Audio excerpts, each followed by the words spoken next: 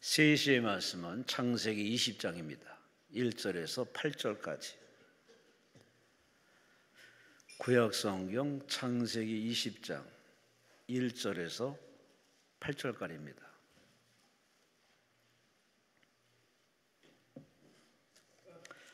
우리 함께 1절부터 8절까지 말씀을 합독하십니다.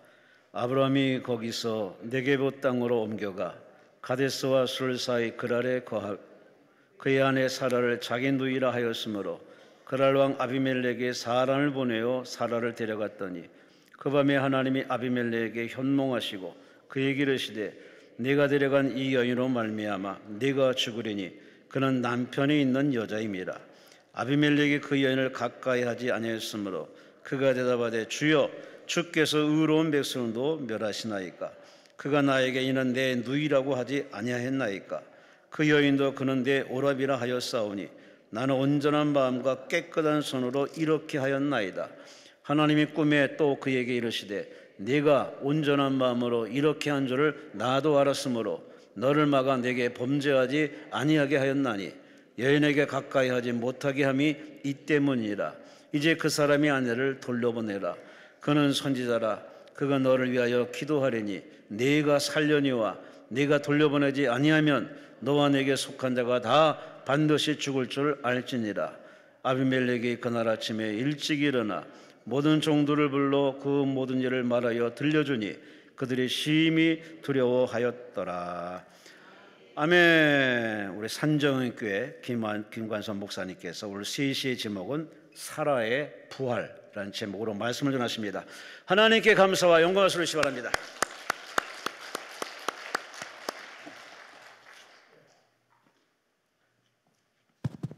할렐루야.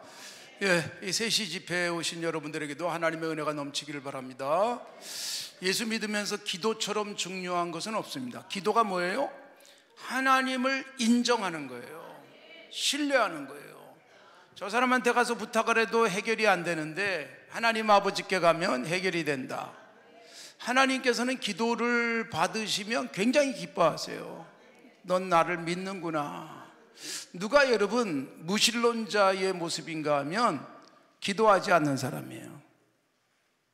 하나님을 믿는다고 하면서도 기도하지 않는 것은 하나님의 존재를 부정하는 것과 다르지 않습니다. 그래서 사람은 여러분 한두 번 부탁하고 또 와서 부탁하면 귀찮아할 수 있어요.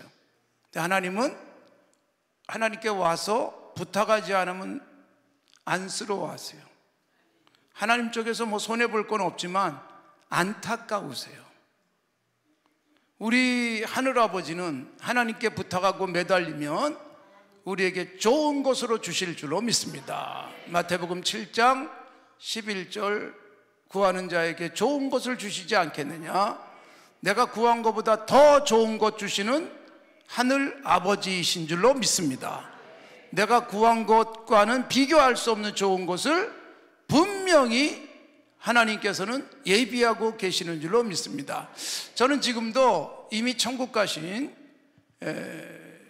그리고 벌써 10여 년이 지났는데 어머니의 기도를 늘 잊을 수가 없습니다. 어머니가 늘 기도하시던 모습.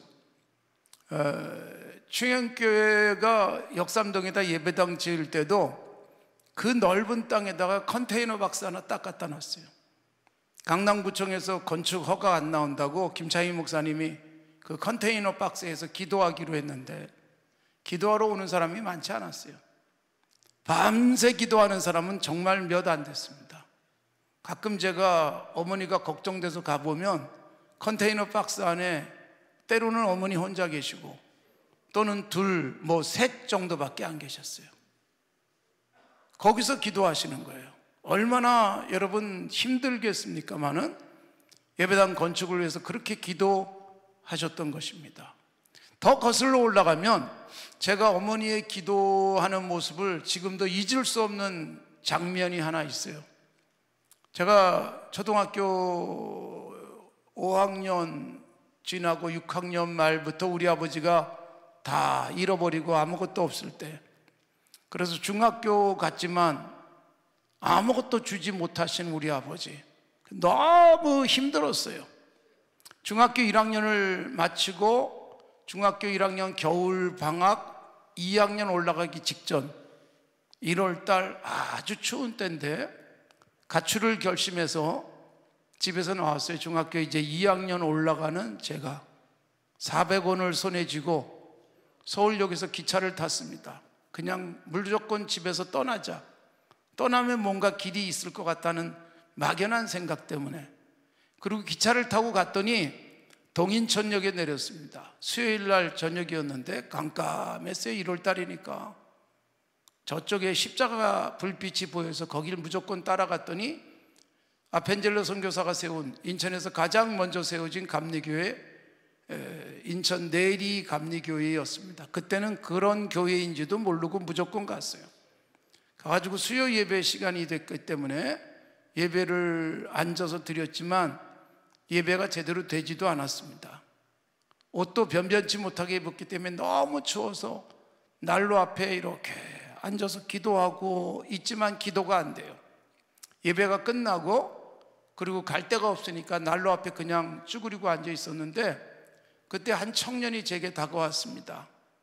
그리고 저를 흔들어서 눈을 떠서 보니까 너 갈 데 없니? 물어보더라고요. 그래서 그냥 대답도 못하고 있었더니 따라와. 그리고 저를 데리고 갔어요. 감사하게도 데려가서 아무것도 묻지 않았습니다. 성도 이름도 묻지 않고 자기 집에 가서 저녁밥을 주셨어요. 그리고 자라 그러는 거예요. 잤어요. 아침에 또 밥을 줘요. 너 있을 수 있을 때까지 있으래요. 근데 집도 조그매요. 단독주택이었는데 그 청년 형이 자기 방에서 저를 재워줬어요. 언제까지 있겠어요? 그리고 앞날도 뭐 도무지 제 생각으로는 또 해결할 방법은 없어요.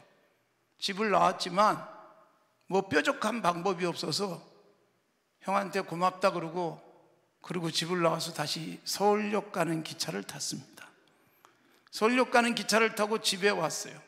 근데 집에 들어가기가 좀 걱정이 돼가지고 밤 12시였는데 교회로 갔습니다. 교회로 갔더니 목사님 사모님이 예배당 앞에 서 계셨어요. 이상하게.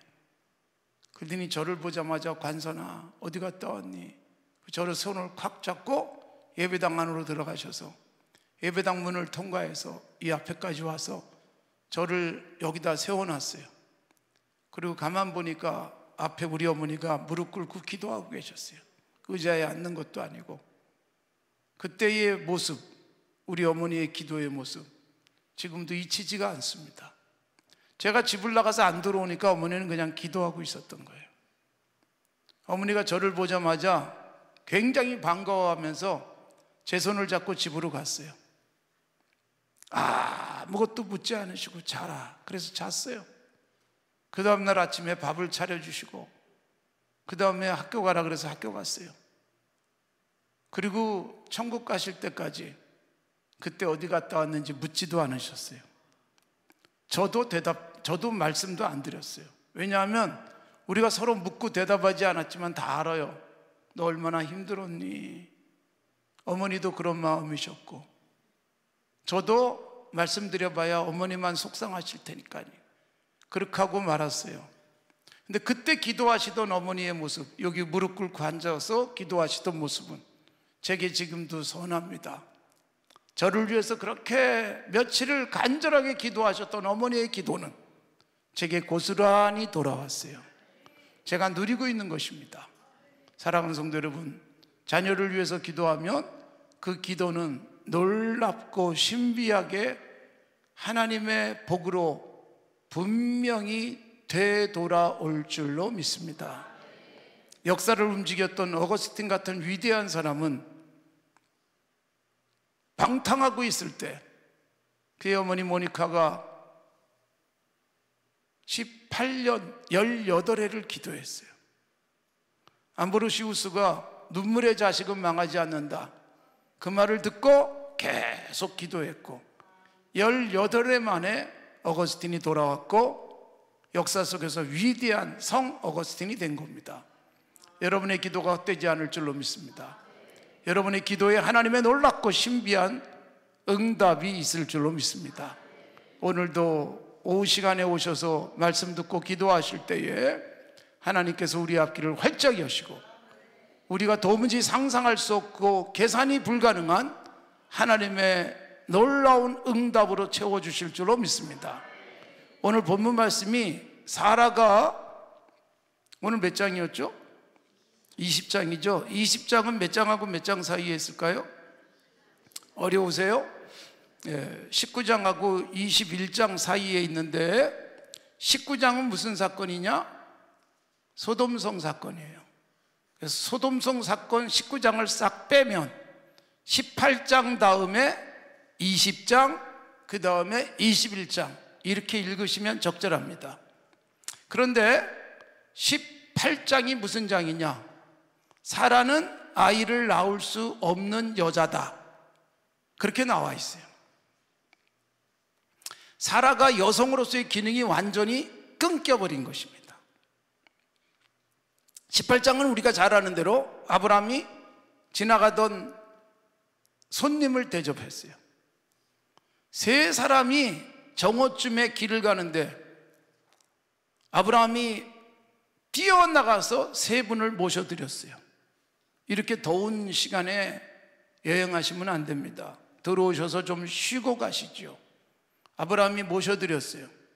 그리고 그들을 위해서 물을 들여서 씻게 하고, 그리고 자기는 음식을 만듭니다.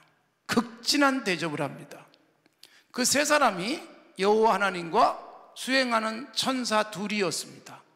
아브라함은 그것을 알지 못한 채 대접을 했는데 그 식사를 마치고 난 다음에 하나님의 말씀이 뭐예요? 내년 이맘때 아이가 있을 것이다. 그때 여러분 사라는 웃었습니다. 아이고 무슨 소리야, 내가 이제는 여성으로서 기능이 끊겨서 자식을 못 낳라는 것이었습니다. 이미 아브라함은 여성으로서의 생리가 끝났어요. 그래서 낳을 수 없다고 생각을 한 거예요. 그래서 그야말로 비웃듯이 웃었어요. 사라의 웃는 것을 아신 하나님이 사라가 왜 웃냐 그랬더니 아이 저 안 웃었습니다. 그때 여러분 하나님이 참 유머러스한 분이에요. 내년 이맘때 아들이 날 거야. 그 이름을 웃음이라고 하자. 사라가 웃었기 때문에 웃음이라는 이름을 주셨어요. 그게 바로 이삭이에요. 하나님이 참 넉넉하신 분이에요. 너는 비웃었지만 하나님이 반드시 웃게 하실 거야, 이걸 말씀하신 거예요. 그래서 드디어 21장에서 사라가 아이를 낳습니다. 그리고 고백을 합니다. 하나님이 나를 어떻게 하셨다? 웃게 하셨다 그랬어요. 하나님이 나를 웃게 하셨다. 65세에 하나님께서 아이를 주시겠다고 75세 된 아브라함에게 약속하셨는데 아무리 기다려도 생기지 않았어요.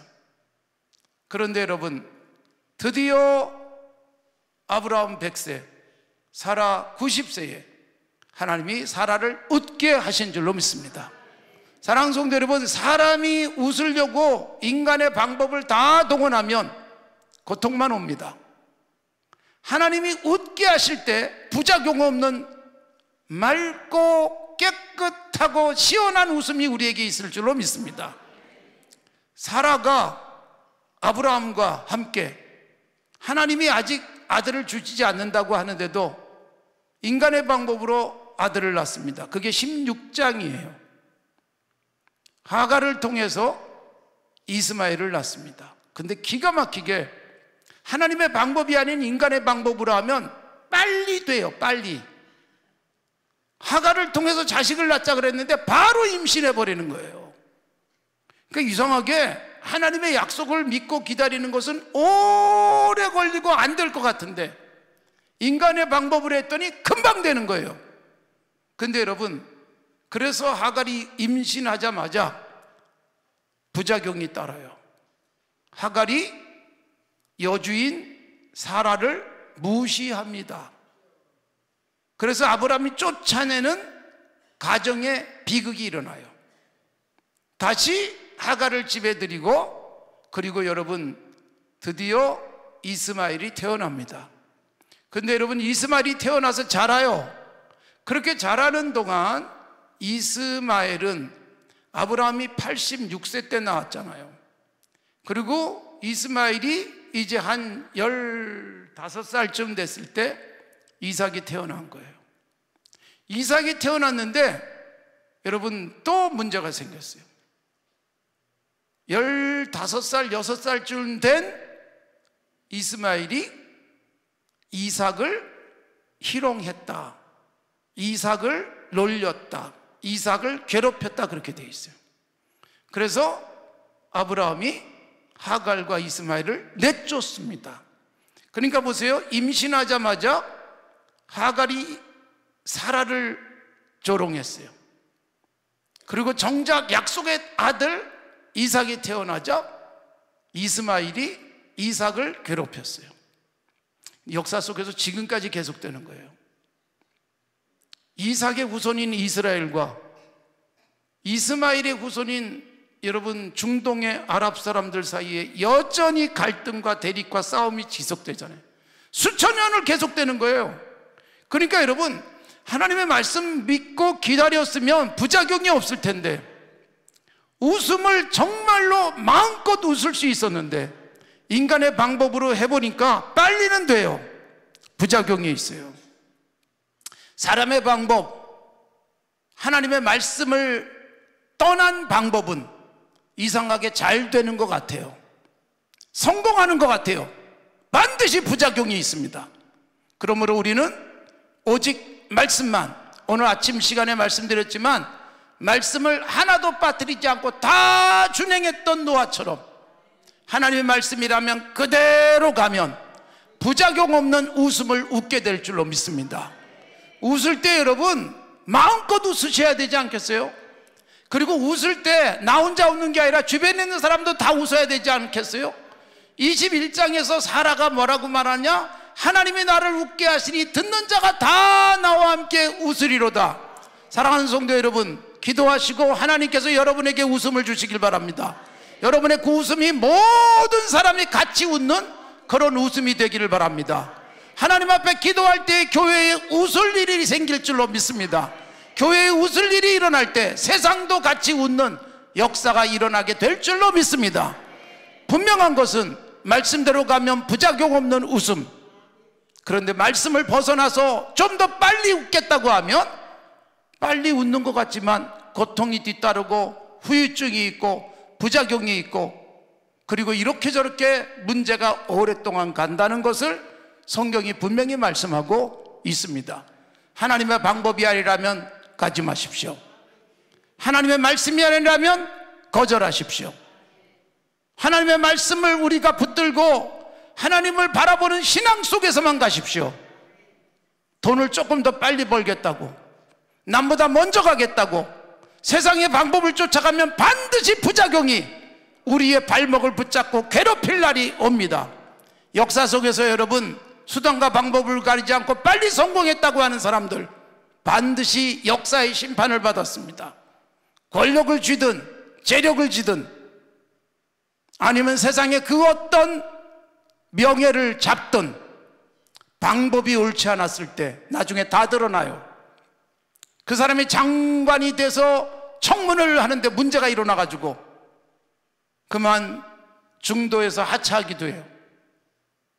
그 사람이 여러분 세상에 힘을 가졌는데, 그런데 여기저기서 그 사람에 대한 추문이 뒤따르면서 차라리 높은 자리에 안 올라갔으면 드러나지 않았을 것이 드러나는 일들이 생기는 거예요. 그래서 오늘 우리는 정직하고 아름답게 믿음의 걸음을 걸어야 합니다. 부작용 없는 웃음을 기대하면서 가십시오. 자, 하나님께서는 18장 사라가 이미 생리가 끝나서 자식을 낳을 수 없다. 그런데 하나님이 내년 이맘때 아들을 주신다? 웃었어요. 정말 21장에서 하나님은 웃는 날을 주셨어요. 그 18장과 21장 사이에 20장이 있는 거예요. 20장은 무슨 사건이에요? 여러분 20장 사건은 아브라함이 사라와 함께 그랄에 갔어요. 근데 참 이상하게 13장과 겹치는 데자뷰 같은 사건이 일어나요.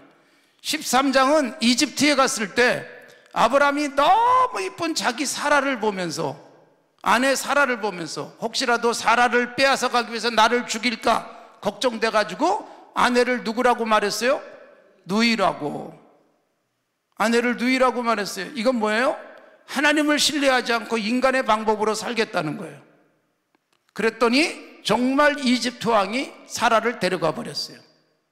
여러분, 사라를 뺏길 상황이 됐는데 누나라고 했으니까, 여동생이라고 했으니까, 누이라고 했으니까, 그러니까 아무 말도 않고 끙끙 앓고 있는데 이때 하나님이 나타나셔서 해결해 가지고 사라를 돌려받습니다. 똑같은 사건이 20장에 또 나와요.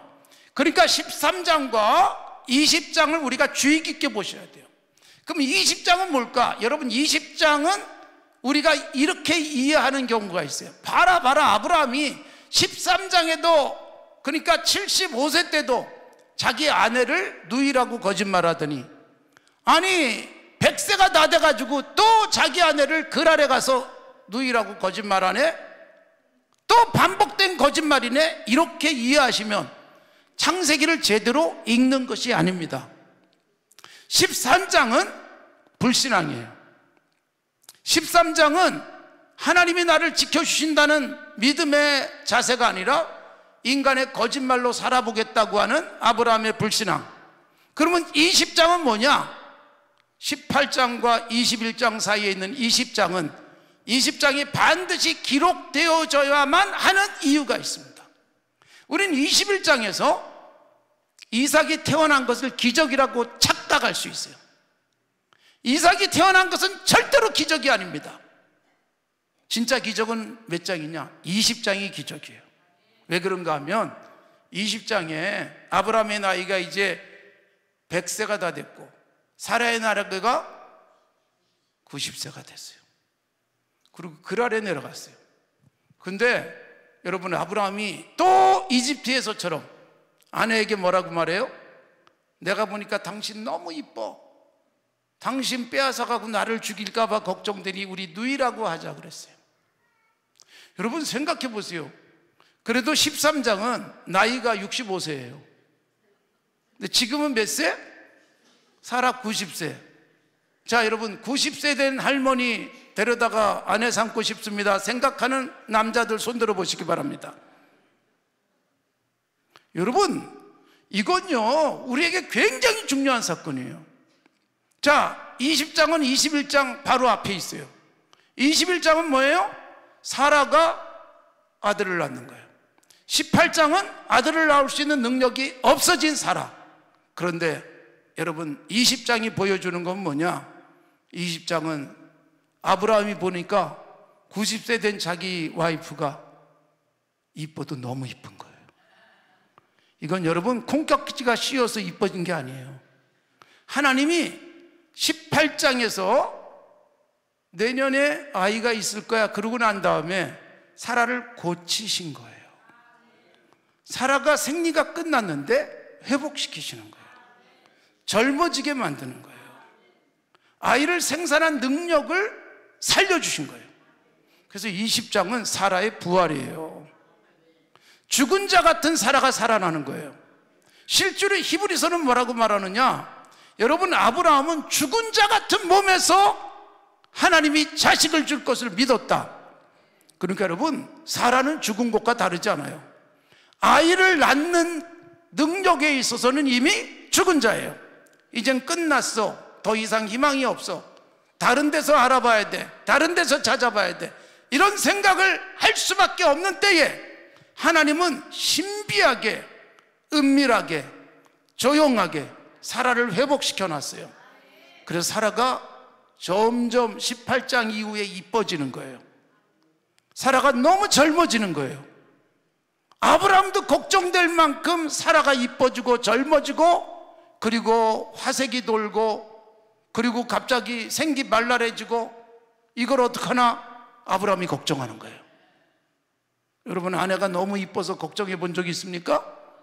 저는 늘 걱정하고 삽니다.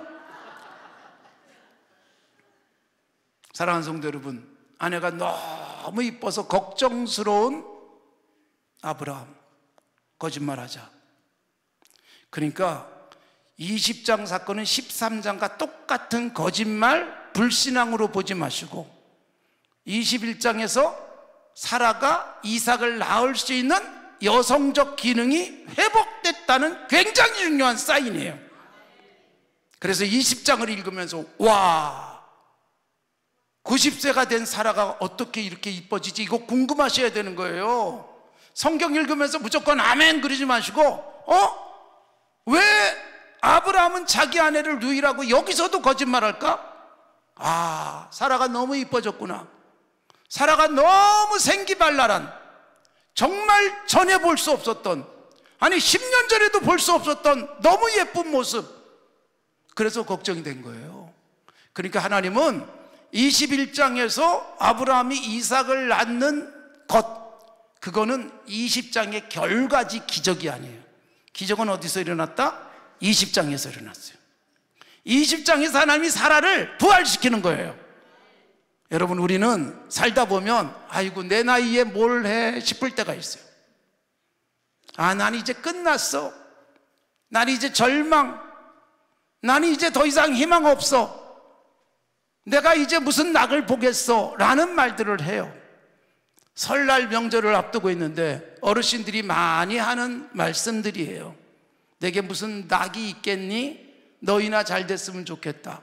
근데 사실 여러분, 너희나 잘 됐으면 좋겠다는 너희가 잘 되면 부모님의 즐거움이잖아요. 그래서 여러분, 여러분의 자녀가 잘 돼서 여러분에게 즐거움이든 아니면 여러분이 너무 잘 돼서 자녀들에게 마음껏 뭔가를 줄 수 있든 하나님이 회복시키시는, 즉 부활시키는 역사가 있기를 바랍니다. 여러분, 회복은 굉장히 쉬워요. 사라가 부활하는 건 너무 쉬워요. 왜냐하면 죽은 나사로가 부활하잖아요. 죽은 자가 살아나잖아요. 선지자가 죽은 자를 살리잖아요. 예수님이 이 땅에서 나사로를 살리잖아요. 예수님이 과부의 아들이 시신이 돼가지고 실려 나가는데 관을 멈추고 청년 일어나, 벌떡 일어나잖아요. 죽은 지 나흘이 된 나사로가 살아나잖아요. 무덤에서 나오라, 나오잖아요. 회당장 야이로의 딸은 막 죽었는데 살아나잖아요. 신약에 예수님이 죽은 자를 살리는 사건은 재밌어요. 회당장 야이로의 딸은 막 죽었어요. 막 죽은 아이를 살린 거예요. 그 다음에 과부의 아들, 라인성 과부의 아들은 죽어서 장례 치르러 가는 중에 살아난 거예요. 그런데 나사로는 죽어서 무덤에 이미 들어가 있는데 살리는 거예요. 그러니까 여러분, 막 죽었든지 아니면 장례를 치르러 가든지 죽어서 며칠 돼서 무덤에 있든지 예수님은 못할 일이 없을 줄로 믿습니다. 그러니까 여러분, 너무 오래돼서 살릴 수 없어 라는 생각할 수 없다는 거예요. 여러분, 실제로 요한복음 11장에 보면 나사로가 죽었어요. 그때 예수님이 병들었다는 소식 듣고 늦게 온 거예요. 마리아 마르다가 예수님에게 너무 섭섭한 거예요. 아이고 주님, 여기 계셨으면 우리 오빠가 안 죽었을 텐데, 사람을 보내서 우리 오라버니가 병들었다고 말씀드렸는데 왜 안 오셨어요? 원망스럽게 말씀을 드렸어요. 예수님이 뭐라고 말해요? 믿으면 하나님의 영광을 볼 것이다. 그러자 마르다나 마리아나 그래요, 나중에 부활하겠죠. 지금이라고는 생각도 못한 거예요. 그런데 여러분, 죽은 지 나흘 돼서 이제는 끝났어, 이제는 안 돼, 이제는 포기해야 돼, 이제는 조금도 소망이 없어. 그런데 예수님은 놀랍게 일으켜 주신 줄로 믿습니다. 그런 예수님이 죽음에서 부활하시는 거예요. 그러니까 여러분, 우리가 살아가면서 이거 끝났다 싶을 때 그때부터 주님은 일하시는 거예요. 우리는 여러분, 아직 희망이 있다라고 생각될 때, 아직도 뭔가 좀 할 수 있다고 생각될 때, 아직도 내 주머니에 돈이 좀 있고, 아직도 친구에게 전화하면 달려올 수 있고, 아직도 여러분 우리 인맥 다 동원하면 뭔가 해결될 수 있다고 생각할 땐 그거 자꾸 믿어요. 그런데 여러분, 내 주머니에 돈이 하나도 없어요. 친구한테 전화해도 아무도 전화를 안 받아요. 이때가 여러분 하나님이 일하실 때인 줄로 믿습니다. 죽었어요. 기회가 없어요. 끝났어요. 근데 하나님은 여전히 살아계시는 줄로 믿습니다. 사라가 여성으로서의 모든 기능이 끝난 18장, 그런데 21장에서 웃게 하시기 위해서 20장에서 사라를 고치시는 거예요. 사랑하는 성도 여러분, 여러분들이 어떤 문제를 가지고 주님 앞에 나왔든 회복의 역사, 부활의 은혜가 있을 줄로 믿습니다. 예수님은 부활이요 생명이 되신다고 하는 말씀은 나중에 여러분 죽은 자 가운데서 살아난다는 것을 의미하지만은 않습니다. 이 땅 살면서 부활을 경험해야죠. 어제 죽은 것 같았는데 아침에 눈을 떠보니 소망이 있어요. 어제는 절망 속에 잠들었는데 아침에 웃을 수 있어요. 여러분, 우리는 잠잘 때 죽은 자처럼 자야 가장 편안한 잠이에요. 건드려도 깨지도 않고. 이 잠을 잘 잔 사람이 누군지 아세요? 바로 시몬 베드로가 사도행전 12장에서 그렇게 잤어요. 야고보 사도가 죽었어요. 12장에서 헤롯이 죽였어요. 유대인들이 막 기뻐하니까 베드로를 잡아가뒀어요. 근데 마침 6월절이에요.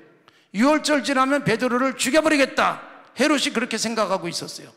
그래가지고 감옥에서 일주일을 있는 거예요. 내일이 6월절 끝나고 베드로 사도가 끌려나가서 죽을 날. 근데 여러분, 좀 일찍 꺼내주시지 않고 딱 내일 죽을 텐데 오늘 천사가 나타나서 묶여있는 베드로 사도를 딱 풀어주시고 닫혀있던 쇠문을 열어주시고 베드로 사도는 당당하게 걸어서 나옵니다.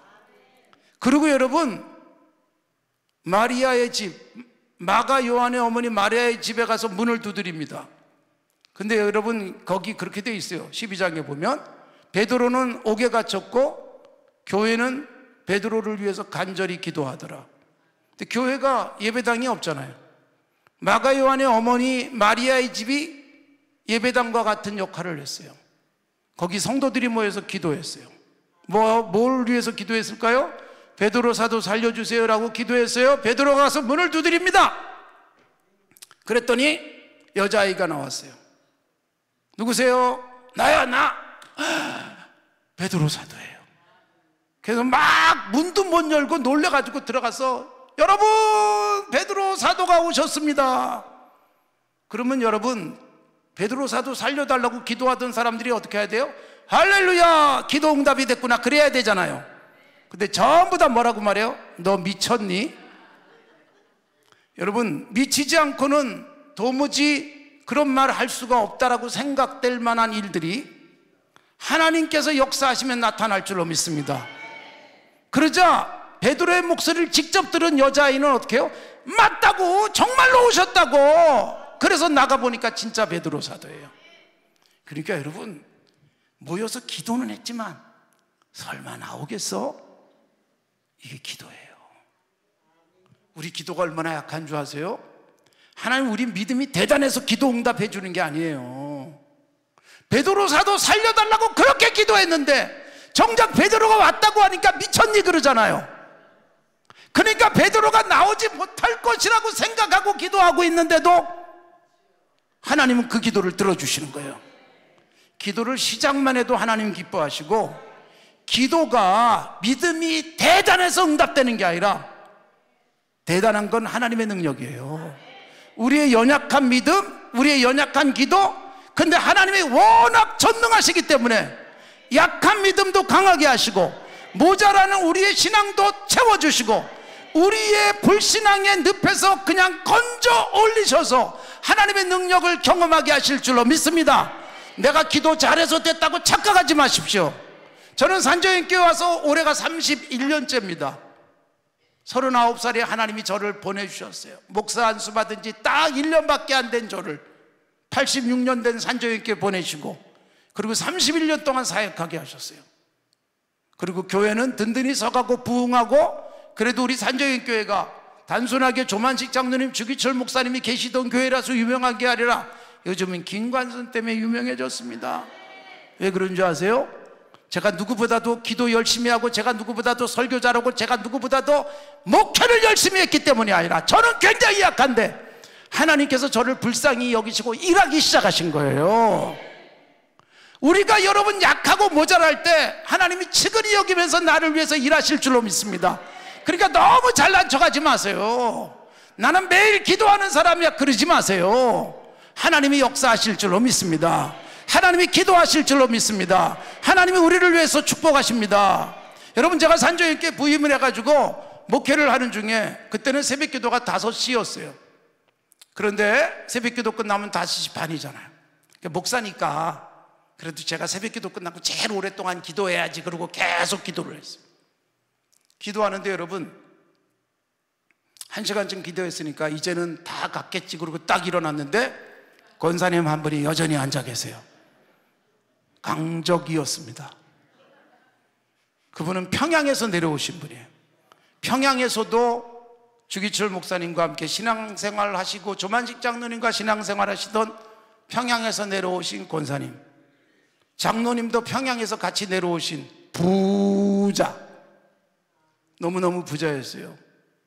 그분은 자기 집에 다 불러 모아서 파티도 많이 하고 저를 그냥 불러다가 항상 먹여주시고 그러던 장로님 권사님 부부. 장로님은 기도는 안 하시고 권사님이 기도하시고 장로님은 돈을 벌고 돈을 쓰기만 하셨어요. 늘 주머니에 오늘날처럼 5만 원짜리가 없을 때 10,000원짜리가 주머니 속에 늘 가득했어요. 제가 무슨 일이 있을 때마다 목사님 얼마 필요하세요? 100만 원만 있으면 돼요. 그러면 10,000원짜리 100장을 탁 주세요. 근데 딱 보니까 100만 원보다도 더 많아.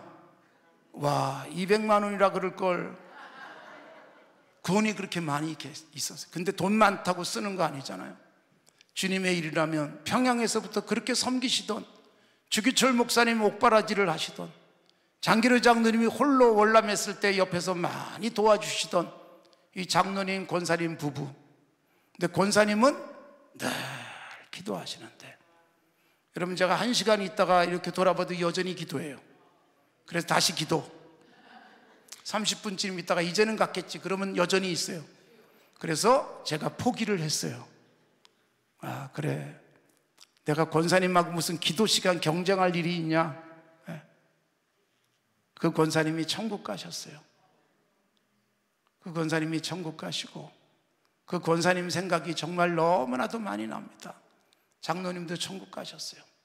그리고 장로님과 권사님의 뒤를 이어서 따님 권사님과 사위 장로님이 얼마나 아버지 어머니 뒤를 이어서 섬겨주시는지. 그러니까 여러분, 그 권사님의 기도는요 대단한 집중력, 그리고 정말 졸지도 않고 기도하시는 권사님. 그러니까 그 권사님과 제가 이렇게 비교를 해보면 제가 훨씬 더 기도를 오래 하지 못하는 것처럼 보일지 모르지만 하나님은 나같이 약한 사람의 기도, 나같이 모자란 사람의 목회, 근데 여러분 나를 사용하셔서 하나님의 교회를 든든히 세워주셨다, 그 말이에요. 거기다가 여러분, 목사가 훌륭한 게 아니라 목사보다도 더 열정적인 우리 성도들의 기도와 섬김, 헌금해 주시는 분들, 좋은 분들을 제게 주셔서 이들이 함께 교회를 섬기게 하신 거예요. 그러니까 여러분, 뭐 내가 대단한 기도를 해서 하나님이 응답하시고 기적을 일으켜 주시는 것이 아니라 나는 약해도, 나는 모자라도 우리 하나님이 능력의 하나님이신 줄로 믿습니다. 살아, 죽은 것과 다르지 않았다. 죽은 것과 다르지 않은 사람을 부활시켜서 웃게 하시는 거예요. 아, 이제 끝났어라고 생각하지 마십시오. 여기서 어떤 일이 일어날지 모릅니다. 여러분, 아무것도 할 수 없다고 생각될 때 드디어 하나님이 일하시는 거예요. 돈도 없고 기댈 사람도 없고 나는 이제 더 이상 기도할 힘도 없습니다. 하나님 지쳤습니다. 그런데 하나님이 일하시는 거예요. 우리가 손들길 원하시는 거예요. 항복하길 원하는 거예요. 기도는 뭐냐? 나는 안 됩니다. 나는 항복입니다. 하나님밖에 못합니다. 이게 믿음이고 기도인 줄로 믿습니다. 그래서 우리의 약한 기도 속에 하나님이 역사하시고 나의 약한 믿음 속에 하나님이 능력 가지고 일하시는 줄로 믿습니다. 약한 목사지만 하나님의 나라를 펼쳐야 되기 때문에 일하시고, 약한 권사여 장로여 집사지만 하나님께서 오늘도 여러분의 가정에서 일하시고 여러분의 자녀들을 위해서 일하실 줄로 믿습니다. 우리는 그냥 기도하는 척만 해도 하나님께서 일하시는 거예요. 성경에 보면 기도를 오래 했기 때문에 역사가 일어나는 게 아닙니다. 기도를 시작만 해도 역사합니다. 아브라함의 종이 이삭의 아내감을 구하기 위해서 하란에 갑니다. 그리고 우물가에 앉아가지고요 기도를 해요. 하나님, 이렇게 한 사람 만나면 내가 하나님이 정한 사람인 줄 알게요. 그런데 기도를 마치기도 전에 리브가가 나타나잖아요. 기도가 긴 게 아니에요. 기도가 끝나지도 않았어요. 말하자면 예수님의 이름으로 기도합니다 아멘도 안 했는데 벌써 응답이에요. 히스기야가 이사야 선지자가 죽을 거라고 말했어요. 그 말을 듣고 선지자가 나간 다음에 히스기야는 벽에다가 얼굴을 대고 기도해요. 그런데 이사야 선지자가 선포하고 나와가지고 성읍 중간에도 이르기 전에 하나님이 이사야에게 말합니다. 가서 전해라. 너의 기도와 눈물을 보고 들었다고 15년 더 살게 해주실게. 그러니까 여러분, 히스기야가 벽에다가 기도를 얼굴 대고 기도하기 시작해가지고 선지자가 아직 집에도 가지 않았는데 응답의 역사가 일어나요. 기도가 길어서, 기도가 세서, 믿음이 강해서가 아니라 우리 하나님은 강하신 줄로 믿습니다. 우리 하나님은 죽은 자를 살리시는 줄로 믿습니다. 우리 하나님은 다 엎어진 것 같은데 다시 세울 줄로 믿습니다. 우리 하나님의 능력이 무한하세요.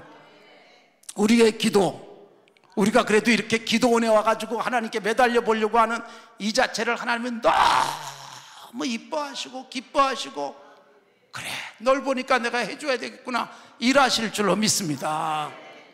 여러분, 이 설 명절에 도대체 갈 데가 없어서 여기 오셨어요? 여러분 얼마나 귀한지 몰라요. 나라가 얼마나 뒤숭숭해요. 여러분은 내 문제 갖고 기도 왔는지 모르지만 그래도 내 문제 갖고 와서 기도해도 우리 목사님이 그냥 나라를 위해서 기도합시다 그러면서 여러분들이 기도하는 이 순간에 이 탄핵 정국을 내려서 어지러운 이 나라도 하나님이 살리실 겁니다. 기도하는 사람들을 보시고 하나님이 일하시는 거예요. 기도하는 우리들 때문에 우리의 가정에 놀라운 역사, 나의 기도 때문에 교회가 일어날 줄로 믿습니다. 죽은 것 같은 나라가, 죽은 것 같은 우리 교회가, 죽은 것 같은 내 인생의 문제가, 죽은 것 같은 우리 자녀들이 벌떡 일어나는 역사 하나님께서 반드시 일으켜 주실 것입니다. 그거 기대하시면서 하나님을 바라보십시오. 사라가 부활했습니다. 사라의 죽은 자 같은 몸에서 이삭이 태어났습니다. 약속의 자녀가 태어났습니다. 인간의 방법 하갈을 통해서 태어난 이스마엘은 걱정거리였지만 하나님의 말씀을 끝까지 믿고 그 말씀대로 갔던 아브라함과 사라에게는 태어난 이삭이 웃음이요 감격이요 기쁨이요 그리고 약속의 씨로서 오늘날 우리들에게까지 이어진 줄로 믿습니다. 그 하나님의 놀랍고 신비한 역사 오늘도 붙들고 기도하시고 여러분 우리를 웃게 하시는 은혜가 있을 줄로 믿습니다. 여러분 오늘 밤에 마음껏 웃으시고, 여러분 오늘 밤에 하나님께 맡기고 편히 주무시고 내일 아침에 웃으면서 눈 뜨시는 역사가 있길 바랍니다. 나는 자고 하나님은 일하고, 이게 얼마나 복인지 몰라요. 그래서 때로는 저도 막 중요한 문제가 있을 때 여러분 예배당에 올라가서 기도하는데 밤새 기도 못해요. 기도하다가 쓰러져 자요. 강단에서 어떤 데 벌렁 누워서 자요. 그러다가 깨보면 마음이 편안해져 있어요. 제가 자는 동안 졸지도 주무시지도 않은 하나님은 일하고 계신 거예요. 우리들이 기도를 하면서 하나님께 맡기는 거예요. 하나님 이거 맡길게요 그러고 자는데 그때부터 하나님이 일하셔서 우리의 삶의 기도응답, 기도의 기적 하나님이 펼치실 줄로 믿습니다. 그 하나님 바라보시면서 오늘 기도하십시오. 잘 오셨습니다. 강남 금식기도원에서 기도하시는 성도들이 하나님의 신비한 역사 간증하게 되기를 바랍니다. 하나님께서 우리의 길을 열어주시고 우리의 가정에 신비한 응답을 주시고 자녀들의 앞길을 활짝 열어주시고 추석 명절에 우리 자녀들에게 세뱃돈 두둑이 주지 못해도 내 기도가 세뱃돈에 비교할 수 있겠습니까? 나의 축복이 우리 자녀들에게 놀라운 복이 될 줄로 믿습니다. 부모님들에게 뭘 많이 못해드려도 부모님을 위해서 기도하는 여러분의 기도가 부모님에게 드리는 선물과 비교하겠습니까? 그 속에는 하나님이 계시고 그 속엔 기적이 있는 줄로 믿습니다. 이 설 명절의 기도를 통해서 하나님의 놀랍고 신비한 역사를 경험하게 되기를 바랍니다. 하나님께서 반드시 웃게 하십니다. 하나님께서 죽은 자를 살리십니다. 하나님께서 끝난 것 같은데 시작하게 하실 것을 바라보며 이 시간 오 주여 주님을 바라봅니다. 주님이 일하실 줄로 믿습니다. 함께 소리 높여 기도하시기 바랍니다. 주님 3번 부르고 기도하겠습니다. 주여